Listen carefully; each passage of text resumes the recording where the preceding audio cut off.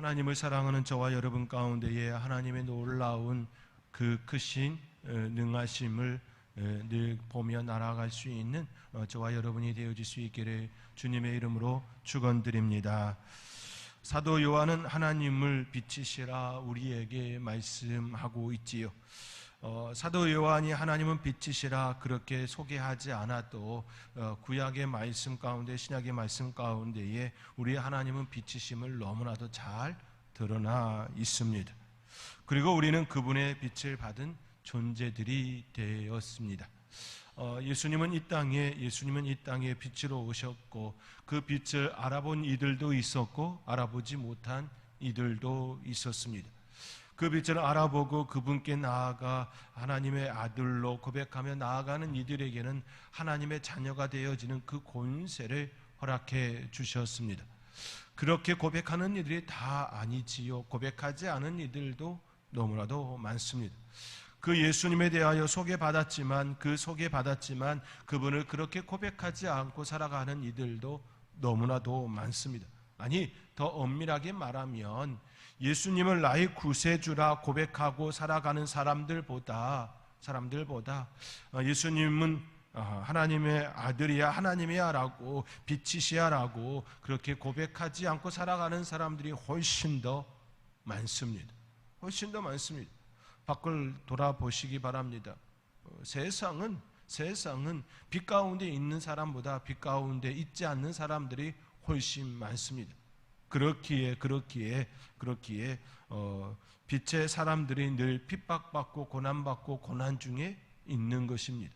숫자적으로 훨씬 더 막강한 힘을 가지고 있다고 한다면 그렇게 핍박의 자리가 많이 일어나지 않을 거예요. 그런데 세상은 그렇지가 않지요. 우리가 사는 세상은 결코 그렇지가 않았습니다. 늘 예수님을 믿는 자들이 훨씬 작았습니다. 그럼에도 불구하고 예수 그리스도를 믿는 자들이 세상에 우뚝 설 수 있었던 이유는 빛의 속성을 가졌기 때문입니다. 빛의 가치를 가졌기 때문입니다. 지난 설교에서 말씀드렸듯이 빛의 가치, 빛의 속성을 가졌다라고 하는 것은 어둠과 함께 할 수 없는 속성을 가졌다라는 것이지요. 빛은 우리를 살리는 도구가 됩니다. 빛은 가려진 것, 숨겨진 것, 드러나지 않았던 것, 그러한 것들을 드러내게 하는 힘이 있습니다.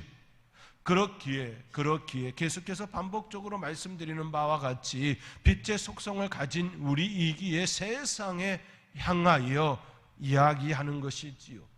우리는 빛이다라고 이야기하는 것이지요. 하나님의 사람들이라 말하고 있는 것이지요. 그 안에는 힘이 있고 능이 있습니다.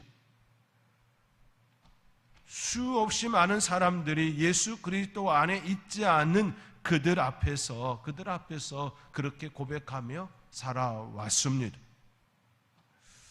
우리는 늘 그 속에서 더럽고 추하고 나쁜 것들을 계속해서 도려내고 자르고 연결하는 그러한 역사를 우리는 늘 감당해 오고 있었습니다. 이것이 바로 빛의 속성, 빛의 가치를 가진 자들의 삶의 모습이었습니다. 왜냐하면 다른 것을 쫓아가면 거부 반응이 일어나기 때문이지요. 우리 안에 다른 것을 쫓아가면 우리 안에 다른 반응이 일어나기 때문입니다. 마음의 가책을 받고 죄책감 속에 어찌하면 좋을까라고 하는 마음이 우리 안에 먼저 일어나기 때문이지요. 우리 안에 미움과 시기와 질투와 또 좋지 않은 것들이 우리 안에 일어나면 그 행위를 하면 우리의 마음이 참 불편해집니다. 만약 우리 안에 그러한 행위들을 하고서 전혀 불편함이 없고 너무나도 잘했다라고 여겨진다면 그것은 오히려 문제가 있는 것이지요. 문제가 있는 것입니다.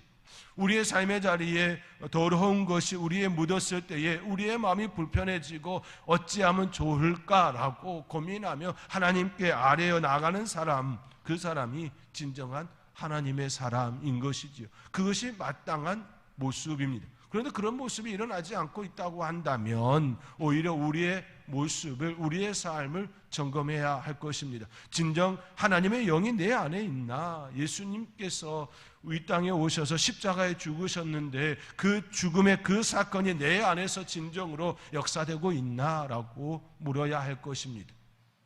왜냐하면 우리는 빛의 사람들이고 빛의 속성을 가진 자들이고 빛의 가치를 가졌기 때문입니다. 더러운 것이 우리 안에 묻었을 때에 그것이 더럽다 여겨지는 그 마음이 우리 안에 일어나는 건 당연할 것입니다. 그렇지요. 빛의 자녀면 빛으로 살아야 합니다. 그 가치를 드러내며 살아야 합니다. 빛이 어둠으로 살 수가 없기 때문이지요. 빛이신 하나님은 전에도 빛이셨고 지금도 빛이었고 앞으로도 빛일 것입니다. 사도 요한은 이 관점을 또 다른 맥락으로 우리에게 접근해 주고 있습니다. 사도 요한은 하나님은 빛이시다라고 하는 이 표현을 오늘 이 장에 돌아와서는 그분을 대하여 옛 계명, 새 계명, 그 계명으로 이야기합니다. 이것은 결국 사랑이다라는 것이지요. 하나님은 사랑이셨습니다. 그리고 지금도 사랑이십니다. 그리고 앞으로도 사랑이실 것입니다라고 하는 그런 표현입니다. 하나님은 빛이셨습니다. 지금도 빛이시고 앞으로도 빛이실 것입니다. 하나님은 전에도 하나님이셨고 지금도 하나님이시고 장차 앞으로도 하나님이실 것입니다 라고 하는 그런 동일한 맥락의 말을 하고 있는 것입니다. 그것을 오늘 7절과 8절에 약간 다른 접근으로 다르게 표현하고 있을 뿐이지요. 우리 함께 7절의 말씀과 8절의 말씀 우리 함께 읽겠습니다. 사랑하는 자들아, 내가 새 계명을 너희에게 쓰는 것이 아니라 너희가 처음부터 가진 옛 계명이니 이 옛 계명은 너희가 들은 바 말씀이거니와 다시 내가 너희에게 새 계명을 쓰노니 그에게와 너희에게도 참된 것이라. 이는 어둠이 지나가고 참빛이 벌써 비침이니라. 아멘.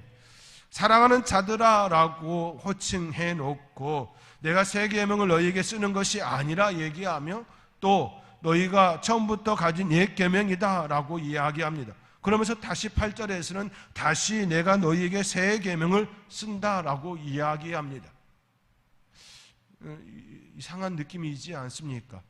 내가 새 계명을 너희에게 쓰는 것이 아니다라는 얘기를 했고 이것은 옛 계명이다라고 얘기하며 다시 8절에서는 다시 내가 너희에게 새 계명을 쓴다 이처럼 얘기하고 있습니다. 앞의 말과 뒤의 말이 뭔가가 안 맞는 것처럼 아구가 안 맞는 것처럼 그렇게 톱니바퀴가 서로 물려야 하는데 물리지 않은 것처럼 그렇게 표현되어 있습니다. 실은 이 말씀은 제가 조금 전에 말씀드렸던 것처럼 하나님은 빛이십니다. 지금도 빛이시고 전에도 빛이시고 앞으로도 빛이십니다. 이런 이야기가 실은 이 7절과 8절 말씀 속에 담겨져 있습니다.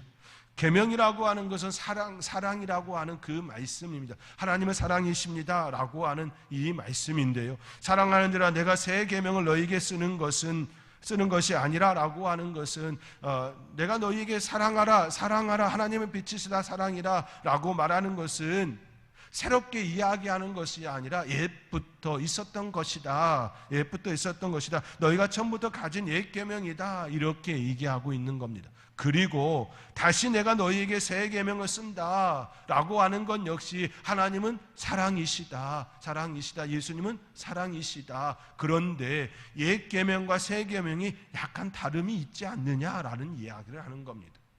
사랑은 사랑인데 옛 사랑과 지금의 사랑, 옛 계명과 지금의 계명이 사랑은 사랑인데 다른 사랑을 이야기하고 있다라는 이야기를 지금 뉘앙스적으로 그렇게 표현하고 있는 것입니다. 이 말은 표현은 이렇습니다. 레위기 19장 18절 말씀에 의하면 원수를 갚지 말라, 돈꼴을 원망하지 말라, 내 이웃 사랑하기를 내 자신과 같이 사랑하라. 나는 여호와이니라. 나는 하나님이니라. 내 이웃 사랑하기를 내 자신과 같이 사랑하라 라는 말씀을 하셨습니다. 레위기의 말씀 가운데에 이 말씀은 옛 계명이지요. 옛 계명입니다. 그렇죠. 사랑하라, 이 말씀은 옛 계명입니다. 예전부터 있었던 그 말씀입니다.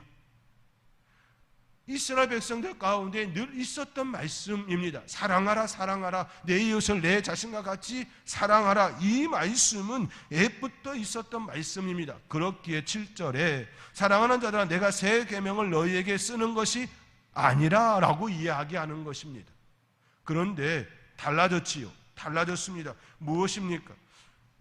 원래 그들이 가지고 있었던 옛 계명, 서로 사랑하라라고 하는 이 말씀의 큰 틀 속에는 어떤 것이 있었냐면 율법이라고 하는 큰 틀 속에서 사랑하라고 하는 그 계명이 있었던 것이지요. 그러면 그 율법이 무엇이냐라고 할 때에 우리가 너무나도 잘 인식되어 있는 것처럼 율법에 대해 생각할 때에 사랑보다 그 행위에 대한 보상, 그 행위에 대한 대가를 우리는 기억하고 있습니다. 법을 어기면 매를 맞는다. 법을 어기면 벌금을 맞는다. 법을 어기면 그만한 대가를 치른다라고 하는 것이 그 율법의 틀 속에 담겨져 있습니다. 예를 들어 출애굽기 21장 24절 이하의 말씀에 이렇게 기록되어 있습니다. 눈은 눈으로, 이는 이로, 손은 손으로, 발은 발로, 된 것은 된 것으로, 상하게 한 것은 상함으로, 때린 것은 때림으로 갚을지니라. 이것은 하나님께서 모세를 통하여 이스라엘 백성들에게 주신 계명입니다. 율법입니다. 눈은 눈으로, 이는 이로, 손은 손으로, 발은 발로, 된 것은 된 것으로, 상하게 한 것은 상함으로, 때린 것은 때림으로 갚을지니라 라고 되어 있습니다. 내 이웃을 내 몸과 같이 사랑하라 라고 하는 이 말씀은 바로 지금 출애굽기 21장 24절의 그 율법의 그 테두리 속에서 있는 말씀이라는 겁니다. 사랑하라, 사랑하라, 사랑하라 말하고 있지만 그 사랑이라고 한 그 틀 속에 눈은 눈으로, 손은 손으로, 이는 이로, 발은 발로, 된 것은 된 것으로, 상하게 한 것은 상함으로, 때린 것은 때림으로 갚을지니라고 하는 것이 같이 있는 그 형태라는 것입니다. 이것이 율법이라 생각했고 또 그렇게 대응하며 살았습니다. 사도 요한은 율법의 정신을 잘 알고 있었습니다. 하나님께서 사랑이라고 하는 그 말씀도 너무나도 잘 알고 있습니다. 그런데 그 단계가 아닌 한 단계 넘어섰다라고 지금 이야기하는 것입니다. 그렇기에 8절에 다시 내가 너희에게 새 계명을 쓰노니라고 하는 말씀을 하고 있는 것입니다. 사랑은 사랑인데 그 사랑은 구약시대의 그 율법 속에 갇혀져 있는 그 사랑이 아니라 그 사랑을 뛰어넘는 사랑이다라는 말씀을 하고 있는 것입니다. 그것을 얘기하고 있는 것입니다. 그러면 그 사랑은 무엇입니까? 라고 하는 것이지요. 옛 계명, 새 계명, 이 계명은 다 사랑을 가리키고 있지만 8절에 나타나 있는 그 새 계명은 한 차원 업그레이드된, 한 차원 한 걸음 더 나아간 그 모습입니다. 왜냐하면 예수님이 이 땅에 오셔서 새롭게 하셨기 때문입니다. 예수님이 오시기 전과 오신 이후로 달라지기 때문입니다.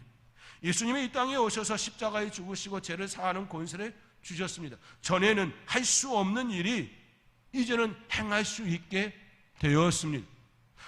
전에는 눈은 눈으로, 손은 손으로, 발은 발로, 된 것은 된 것으로, 상하게 한 것은 상함으로, 때린 것을 때림으로 갚는 것이 마땅한 모습이었지만 이제는 예수님께서 이 땅에 오시고 십자가에 죽으심으로 그 죄를 사하는 권세를 우리에게 주심으로 인하여 이는 일가 아니라 그것조차도 우리가 품을 수 있는 단계까지 나아갈 수 있는 권한, 힘, 능력을 주셨다라는 말씀입니다. 그리하여 예수님께서는 온수를 사랑하라고, 온수까지도 사랑하라고 그렇게 우리에게 접근해 오시는 것이지요. 전에는 온수를 사랑할 수 있는 힘이 없었습니다. 전에는 지키기에 급급하였습니다. 그러나 더 큰 사랑, 모든 것을 덮는 그 사랑이 이 땅에 오심으로 우리 안에 그것을 덮는 힘이 생겼다라는 말씀입니다. 우리가 하나님과 원수였기에, 단절되었기에, 그러나 이제는 예수 그리스도 안에서 하나님과 우리가 단절되어짐이 아니라, 끊어짐이 아니라 그 사랑 가운데 있기 때문에 그 사랑 가운데 원수까지도 덮을 수 있는 그 능함이 우리에게 주어졌다라고 말씀하고 있는 것입니다. 그렇기에 예수님께서 용서하라 말씀하고 있는 것입니다.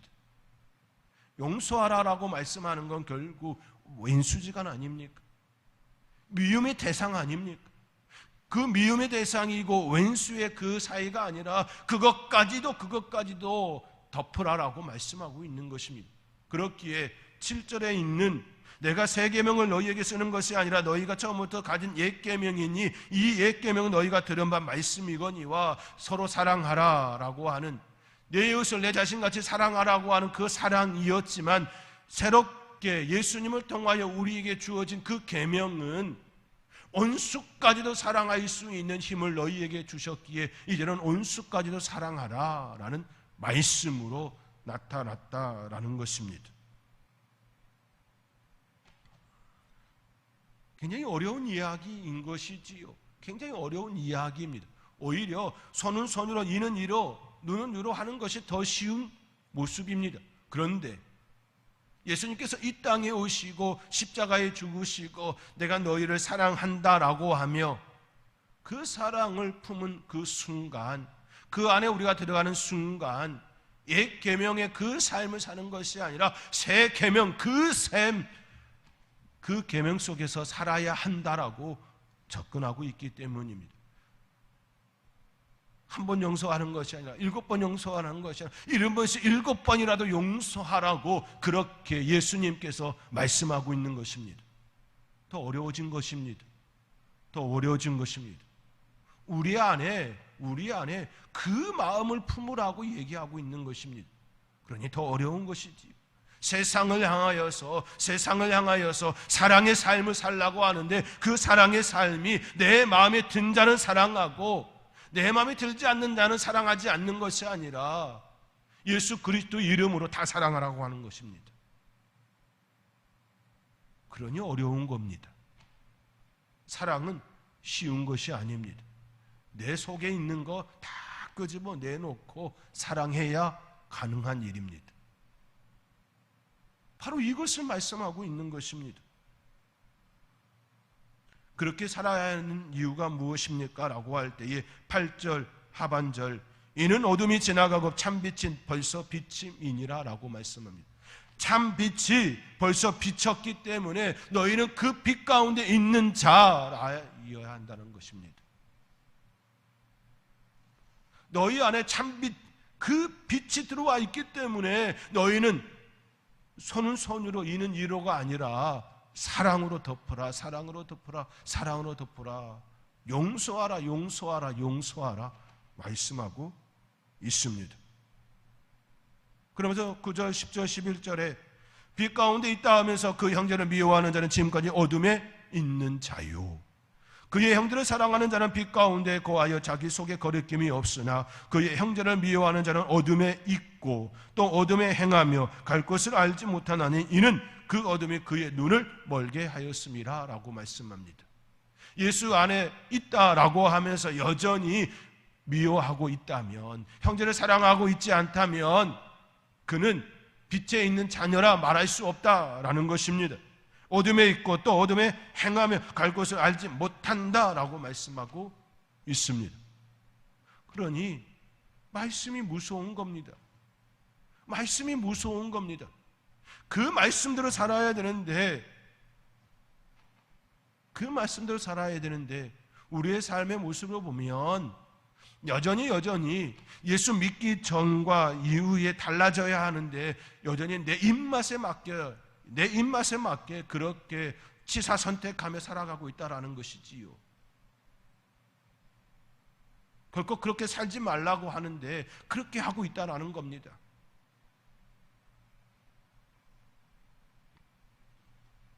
이거는 매우 무서운 이야기인 것입니다. 우리 안에 진정으로 말씀 앞에 두려움을 가져야 합니다. 말씀 앞에 두려움을 갖지 않으면 여전히 내 생각대로 말씀을 판단하고 말씀을 내 편의대로 접근하게 됩니다. 우리 하나님께서는 결코 그렇게 하지 말라 말씀하시는 것이지요. 온수까지도 사랑하라 말씀합니다. 왜 그렇습니까? 너희가 하나님과 온수되었다라는 것입니다. 너희가 하나님과 단절되었다라는 것입니다. 그런 존재를 사랑하여 주셔서 단절이 아니라 연결시켜 주셨고, 끊어짐이 아니라 붙임이 되어졌고, 첫 붙임을 하여 주었으니 이제는 그 합당한 열매를 맺으라 말씀하고 있는 것입니다. 사랑하는 성도 여러분, 저와 여러분의 삶의 자리에 진정 하나님의 말씀으로 비춰본 내 모습을 볼 수 있어야 합니다. 여전히 치사 선택하고 있으며, 여전히 내 입맛에 맞는 사람들과 어울리고 있으며, 여전히 그렇게 행동하고 있다면 우리 하나님께서 죄송합니다, 퇴퇴하실 수 있습니다.